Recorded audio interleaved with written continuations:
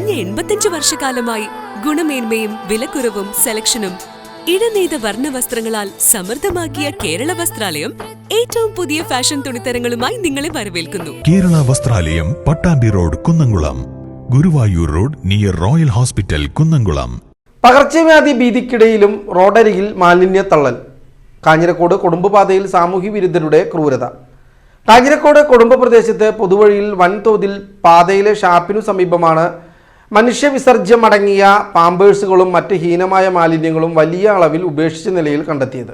നിരവധി വിദ്യാർത്ഥികളും പ്രദേശവാസികളും ദിവസേന കാൽനടയായി യാത്ര ചെയ്യുന്ന പ്രധാന പാതയിലാണ് മനുഷ്യത്വരഹിതമായ ഈ നടപടി. മുൻപും ഈ മേഖലയിൽ റോഡരികിൽ വൻതോതിൽ മാലിന്യം തള്ളിയിരുന്നതായി നാട്ടുകാർ പറയുന്നു. ഇത് എന്താണെന്ന് വെച്ചാൽ കാഞ്ഞിരക്കോട് നിന്ന് കൊടുമ്പരിക്കുള്ള റോഡിൽ ഷാപ്പിൻ്റെ അവിടെ നിന്ന് അങ്ങോട്ട് നിറയെ വേസ്റ്റ് കൊടുത്തിട്ടാണ് മാലിന്യങ്ങൾ. അതായത് ഈ പാഡ് അങ്ങനത്തെ കുറച്ച് സാധനങ്ങളാണ് കൊടുക്കുന്നത്.